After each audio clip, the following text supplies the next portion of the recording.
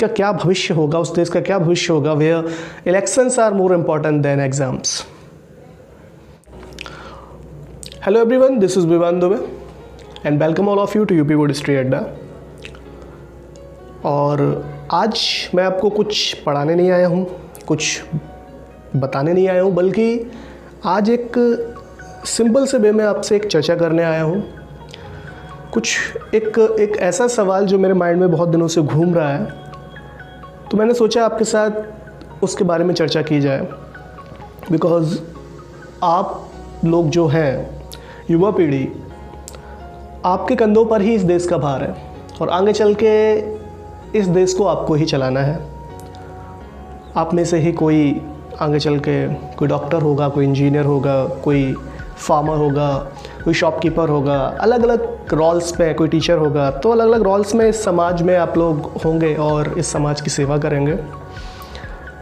तो आपको इस क्वेश्चन को ठीक से समझना भी है और इस टॉपिक को अच्छी तरीके से रिलेट भी करना है, और कर भी पाएंगे आप।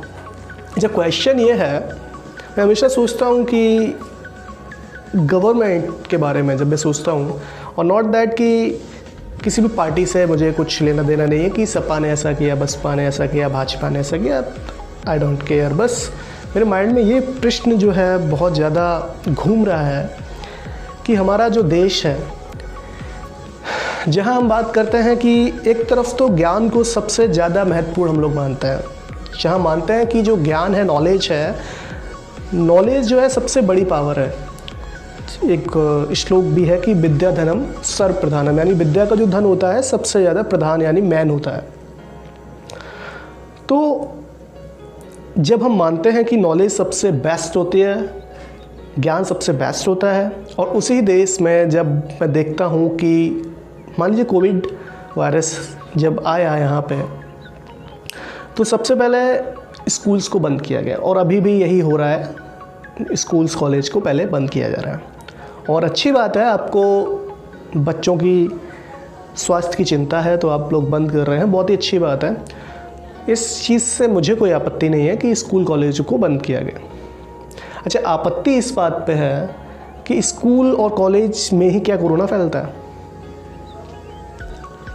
मानता हूँ बच्चे हैं, उतनी केयर अपनी नहीं कर पाते, बट उसके साथ साथ अगर मैं दूसरी तरफ देखूँ तो दूसरी तरफ जितने चुनाव हो रहे हैं, चाहे वो बंगाल का चुनाव हो, असम का चुनाव हो, तो वहाँ पे ये कोरोना क्यों नहीं जाता?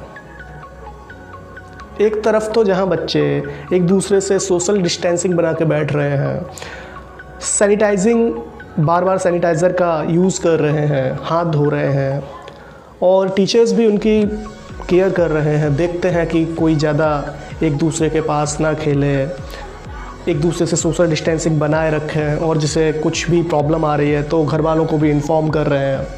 तो हम लोग भी बच्चों के बारे में बहुत केयर कर रहे हैं। और दूसरी तरफ जो इलेक्शंस हैं, वहाँ इतनी भीड़, एक एक रैली में 1 से 2 लाख लोग जहाँ आ रहे हैं, वहाँ कोरोना क्यों नहीं फैल रहा? सबसे बड़ा सवाल यही है कि जहाँ एक तरफ तो जो बच्चे हैं हमारे देश के, जो इस देश का भविष्य है, वर्तमान भी है एंड भविष्य भी है, हमें हमेशा सिखाया गया कि जो चिल्ड्रंस हैं, जो बच्चे हैं, इसी देश का भविष्य हैं और वर्तमान भी हैं। अगर उनके इस बचपन को शुरू से ही ख़त्म कर दिया गया, और ये तानाशाही का ही एक रूप है।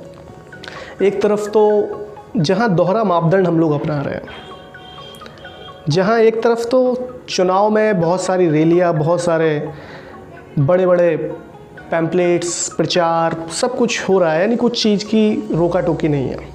वहीं दूसरी तरफ स्कूल्स बंद कर दिए गए, और मैं ये नहीं कहता कि ये गलत किया गया। अगर स्कूल बंद किए गए, उसके साथ साथ इन चीज़ों पे भी रोक लगनी चाहिए थी। अगर स्कूलों की पढ़ाई ऑनलाइन हो रही है तो आपको प्रचार भी ऑनलाइन ही करना चाहिए। जब हर काम ऑनलाइन हो सकता है तो आप क्यों इतनी सारी संख्या में ये रिलीज़ करा रहे हैं और कोरोना को खुद निमंत्रण दे रहे हैं? आप थोड़े दिनों बाद जब वहाँ पे इलेक्शंस ख़त्म हो जाएंगे, उसके बाद आप कहेंगे वहाँ पे कोरोना ज़्यादा हो गया, वहाँ लॉकडाउन लगा दीजिए। तो ज़रूरी ये है समझना कि इस देश की सबसे इम्पॉर्टेंट है, जो भी इम्पॉर्टेंट चीज़ है वो है एजुकेशन। और वही अगर आप धीरे धीरे समाप्त कर रहे हैं तो बहुत ही चिंता की बात है। मैंने देखा कि इलेक्शन की वजह से, यूपी की बात कर रहा हूँ, तो इलेक्शंस की वजह से यहाँ के यूपी बोर्ड एग्ज़ाम पोस्टपोन कर दिए गए।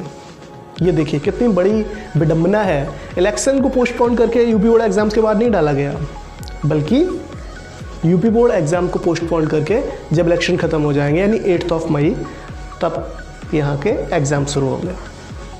तो यहाँ देखिए, यहाँ राजनीति बहुत ही ज़रूरी है, वो भी एजुकेशन से ज़्यादा। तो वो देश का क्या भविष्य होगा, उस देश का क्या भविष्य होगा, where elections are more important than exams. I think इस सोच को बदलना चाहिए। और बच्चों को भी क्या इफ़ेक्ट पड़ता है, बच्चों को भी क्या समझाते हैं हम लोग, जब भी बच्चे पूछते हैं कि सर हमारे एग्ज़ाम्स आगे क्यों बढ़े। अगर चलिए ठीक है, कोविड के वजह से आगे बढ़ते तो हम बता सकते थे कि ठीक है कोविड बहुत फैल रहा है, इसकी वजह से एग्ज़ाम पोस्टपोन कर देगा। बट वहाँ पे लिख के क्या दे रहे हैं, जब नोटिस आया तो नोटिस में लिखा कि कोविड की वजह से नहीं, बल्कि इलेक्शन, पंचायती चुनाव की वजह से जो यूपी बोर्डों की परीक्षाएँ हैं वो टाल दी गई हैं और 8 मई को कर दी गई हैं। तो ये बच्चों के मन पर जो प्रभाव पड़ता है कि हमारा देश ऐसा देश है जहाँ elections are more important than examination. तो सबसे बड़ी बात है कि हम खुद एक एग्जाम्पल सेट कर रहे हैं बच्चों के माइंड में, और आगे चल के यही एग्जाम्पल उनके दिमाग में सेट हो जाएगा कि पढ़ने लिखने से कोई फ़ायदा नहीं है।